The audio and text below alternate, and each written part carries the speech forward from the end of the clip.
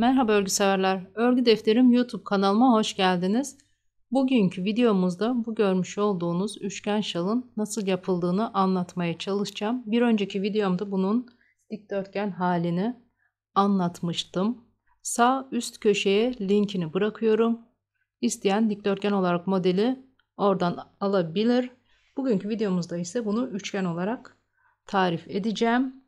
Dikdörtgen modeli çokça internette var. Ben biraz uğraştırdım. Dikdörtgen modeli internette çokça var. Ama ben bunu biraz değiştirmek istedim. Üçgene çevirdim de genelde üçgen şalları daha çok seviyoruz. O yüzden bunu üçgen halinde şöyle birkaç deneme sonucunda bir şeyler uydurdum diyelim. Belki vardır başka bir yerde ama bana denk gelmedi üçgen hali.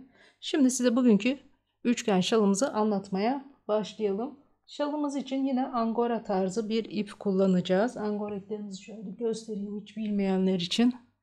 Şöyle ince, hafif tüylü ipler. İstediğiniz markanınkini kullanabilirsiniz. Tığım 3 numara. Elinize göre 3,5 ya da 2,5 kullanabilirsiniz. Ama şallarımızı çok fazla sıkı örmeyelim arkadaşlar. Eğer eliniz çok sıkıysa büyük tığ kullanın. Haydi modelimize geçelim şimdi. Modelimize şuradaki orta kısımdan başlıyoruz. Şimdi ben bunu geçen hafta ördüm bitirdim ama arada sayılara falan bakmak için şuradan kopya çekeceğim hanımlar. Şöyle başlangıç yuvarlak kısmı için 12-13 tane zincir çekelim. Duruma bakarız. 1, 2, 3, 4, 5, 6, 7, 8, 9, 10, 11, 12, 13 tane zincirimi çektim. Şöyle bir kapatalım. 1, 2 tane daha çektim. 15 oldu. 15 sanırım yeterli gelecek. İlk zinciri bakın biraz gevşek çektim. Oraya batacağım için çok sıkıştırmıyorum başlangıçta. Batıyorum bunu. Halkamızı birleştiriyoruz. Daha sonra bu ipi çekerek o gevşek çektiğim zinciri oturtuyorum. Şimdi hemen 1, 2, 3 zincir çekiyorum. Bakın halkamız oluştu. İpimi doladım. Bir yandan da ipimizi altta yürüteceğiz şu ipi. Şöyle yanına 6 tane üçlü trabzan yapacağım. Üçlü trabzan yani ipimizi tığımıza doluyoruz. İlmeğimizi batıp çıkardıktan sonra bakın tığımızda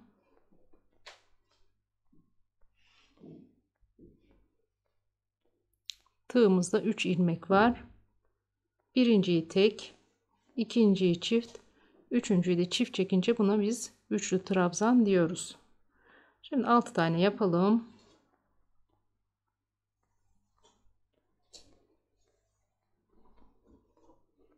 Beş oldu. Evet 6 tane trabzanımı yaptım. Şuradaki yandaki zincirle beraber 7 oluyor.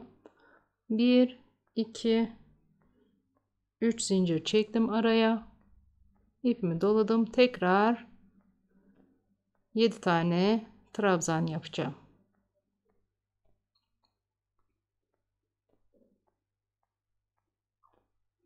Buraları biraz hızlıca örüyorum.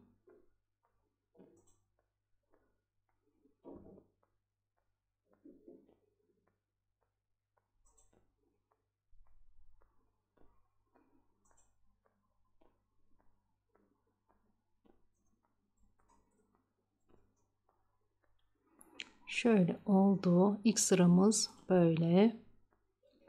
Şimdi 7 taneden sonra yine 3 zincirle çıktım yukarıya. Örgümü çeviriyorum. İpimi doladım. En baştakine batıyorum. Şuradaki boşluğa, birinci boşluğa tekrar göstereyim. Şöyle şuradaki boşluğa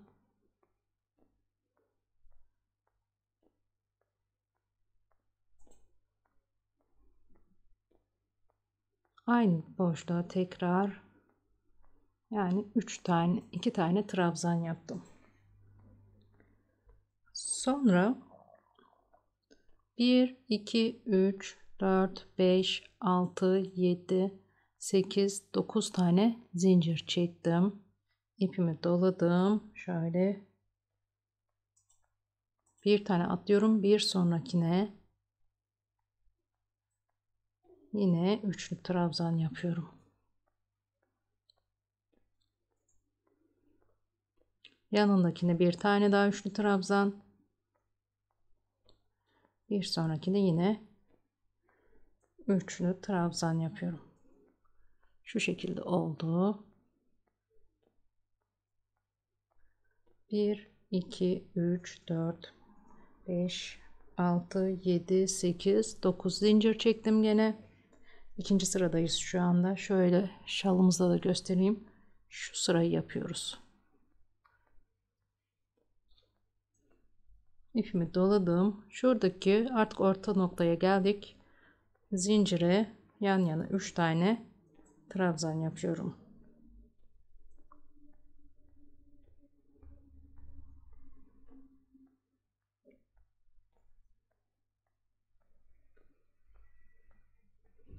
Şimdi şu anda şalımızın tam orta noktasındayız. Şu boşluk için, şuradaki gösterdiğim şu boşluk için zincir çekeceğiz. Burayı 12 tane çekelim. 1 2 3 4 5 6 7 8 9 10 11 12 tane çektim. İpimi doladım. Yine aynı zincire 3 tane trabzan yapıyorum. Bakın şuradaki boşluğa 3 tane trabzanımı yaptım. Artık burası örgünün diğer tarafı. Yani burada ne yaptıysak bu tarafta da aynısını yapacağız. 1 2 3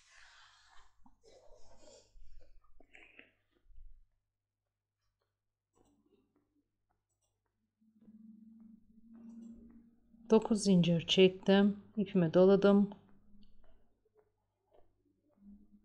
Şu bir trabzana atladım. Bir sonrakine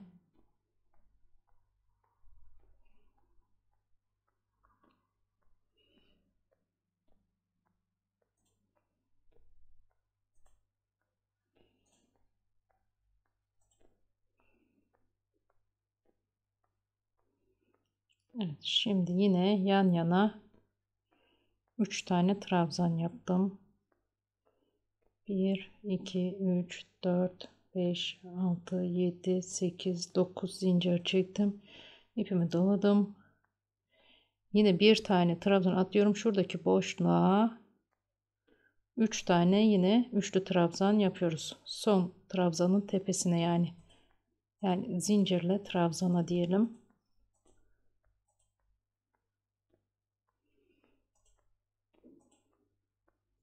Evet. Şimdi ikinci sıramız da tamamlandı. Şöyle göstereyim. Geldik üçüncü sıraya. 6 7 8 9 10 12. Hemen bakalım modelimizde kaç zincir çekmiştim. Sanırım 12-13 tane yeterli olacak. Bu zincir sayıları hanımlar kendi elinize göre mutlaka değişecektir. Ben burada 12 derim. Siz 13 yapabilirsiniz, 14 yapabilirsiniz ya da 10 yaparsınız. Elinize göre değişecektir o. Bu zincir sayılarına çok takılmayın. Nasıl muntazam duruyorsa 1-2 örüp deneyeceksiniz. Yani ben de bunu örerken zincir sayılarını oturturken bayağı bir yaptım, söktüm, yaptım, söktüm. Elinize göre onu ayarlayacaksınız. Şimdi 13 zincirden sonra ipimi doluyorum. Hemen şuradaki ilk zincire 3 tane trabzan yapıyorum. 3 tane. Ben trabzanları dediğim gibi üçlü trabzan yapıyorum. Siz ikili de yapabilirsiniz. Ama biraz uzun olmasını istediğim için üçlü trabzan yaptım. Araya yine 2, 3, pardon burada uzatmıyorduk. Bir tane zincir çektim. 3 trabzandan sonra bir zincir çektim. İpimi doladım. Bir sonraki zincir boşluğuna atladım. Yine 3 tane trabzan.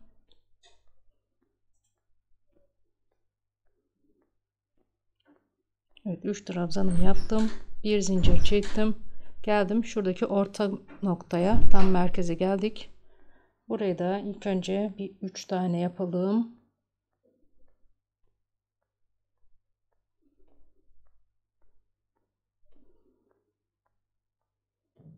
Yani bu şimdi artırma olacak. Bunda da 3 tane yaptım. Bir zincir çektim. İpimi doladım. Aynı yere tekrar 3 tane trabzan yapıyorum.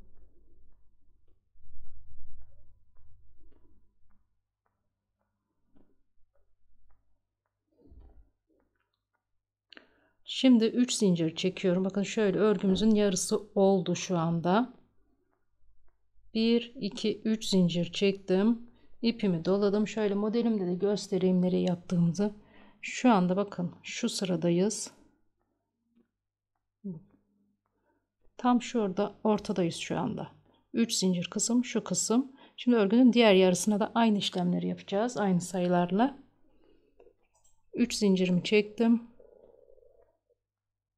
Yine aynı boşluğa 3 tane trabzan.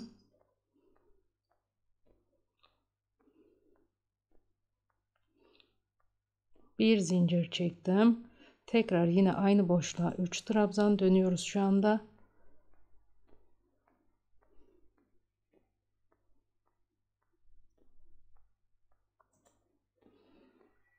Evet, şimdi orta kısım oldu. Bir zincir çektim.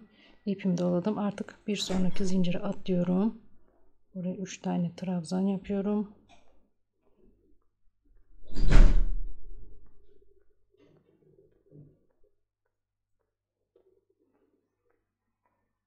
İpimi doladım. Pardon, bir zincir çektim, doladım. Bir sonraki zincire atladım.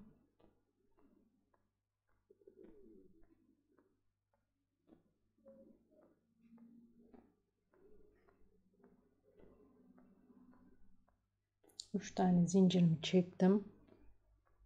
1 2 3. Şuradan bir bakayım kaç zincir çekmişim.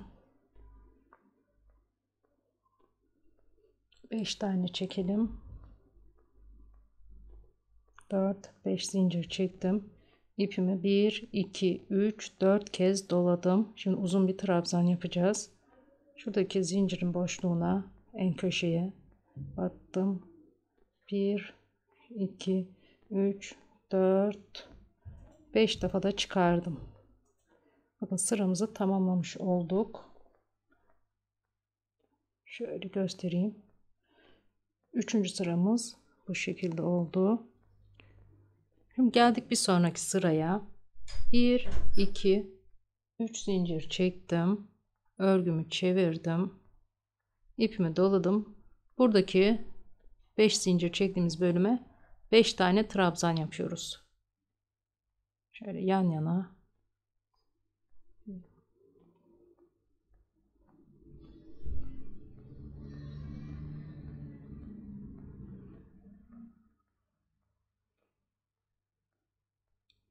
Şimdi 5 tane trabzanımı yaptım. Bakın bu şekilde. İpimi doladım. Artık şu trabzanların tepesine batacağız. Her boşluğa bir tane.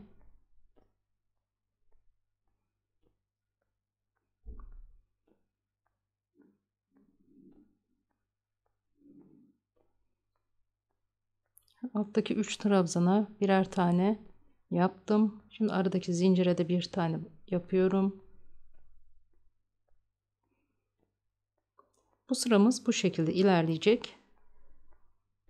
Trabzanlara trabzan, zincire de birer tane trabzan yapacağız.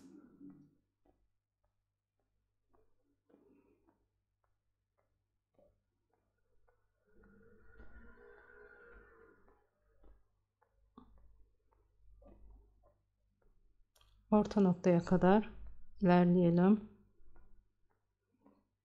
Şimdi bakın şuradaki artırma bölümüne geldik. 3 trabzana battım. Şu aradaki zincirimize de bir tane yapıyorum.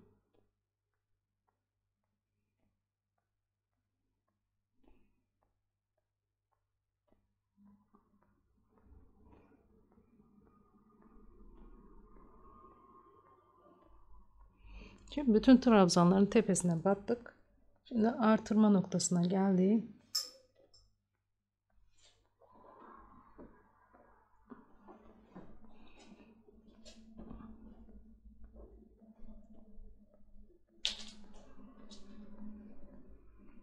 Artırma noktasında şuradaki zincir boşluğuna 3 tane trabzan yapıyorum.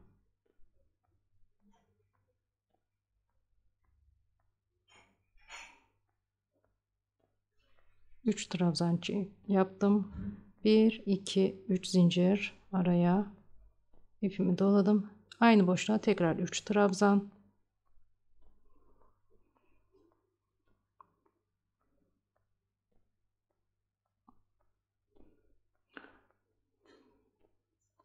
Artırmamı yaptım. Artık örgünün diğer yarısındayız. Bu yarıda yaptığımız şeyin aynısını yapacağız. Trabzanlara ve de aradaki zincirlere birer tane trabzan yaparak sıra sonuna kadar gelelim.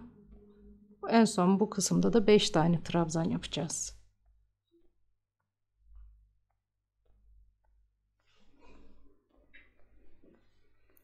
Beş tanemi yaptım. Bir ipimi doladım. En son bir tane şöyle düzgün durması için zincire batıyorum. Yeri belli olsun diye. Bunu yapmaya da bilirsiniz isterseniz de, ben böyle yönü belli olsun istiyorum. Şimdi örgümüzün döngüsü bu şekilde. Bundan sonrakiler sıra tekrarı olarak ilerliyor ama ben şimdi bir sıra daha göstereceğim size. Şu desenlerin kurulumunu anlatayım. Bir sıra daha göstereyim. Ondan sonra siz gerideki sıralara bakarak aynısını yapacaksınız. 3 zincirimi çektim, örgümü çevirdim. Geliyorum şurada. Şöyle şuradan da göstereyim. Bakın buradayız şu anda. Tam şu köşeyi yapacağım. İlk önce zincirin dibine 2 tane trabzan yapıyorum. Yani bu artırmamız oluyor burada.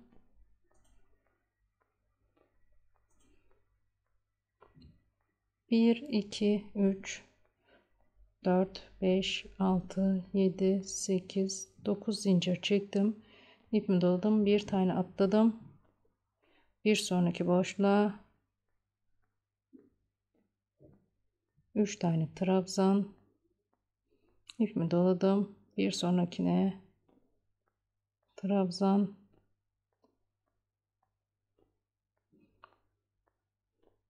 Bu şekilde yan yana 3 tane trabzanımı yaptım. Yine 9 zincir. 9 zincirimi çektim, doladım.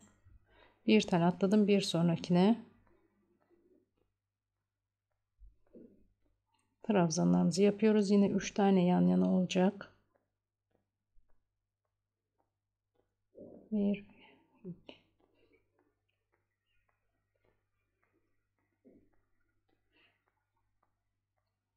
ipimi doladım, tekrar bir tane atladım. Şimdi şu orta noktaya kadar hızlıca yapıp gelelim. Ortadaki artırmayı da göstereyim size. Şimdi orta noktaya geldim. Zincirimi çektim. Şöyle. İpimi doladım. Şimdi bu boşluğa yine 3 tane trabzan yapıyorum. Ortadaki boşluğa battık, yani şöyle göstereyim.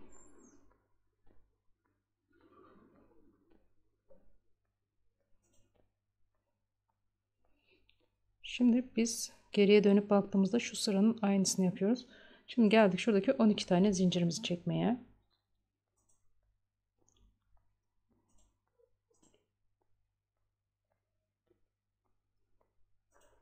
Zincirimi çektim, ipimi doladım. Tekrar aynı boşluğa tekrar 3 tane trabzan.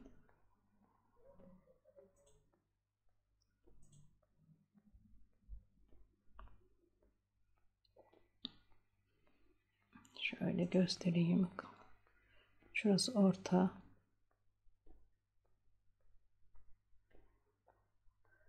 Bir, iki, üç, dört, beş, 6, 7, 8, 9 zincir çektim. İpimi doladım. Şuradan bir iki tane boşluğa atlıyorum. Üçüncüye batıyorum. Yine 3 tane trabzan yapıyorum.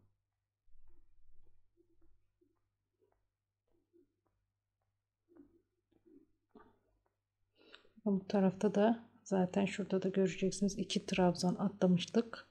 Burada da 2 trabzan atladık. Yine sıra sonuna kadar 9 zincir 3 trabzan şeklinde ilerleyeceğiz.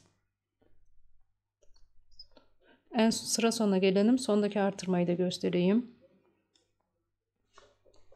Şimdi sıramızın sonuna geldik. Bakın bu tarafta 7 tane trabzan grubumuz var. Şöyle sayalım. 1, 2, 3, 4, 5, 6. Şu ortadakiyle beraber 7. Diğer tarafta da aynı olacak. 1, 2, 3, 4, 5, 6.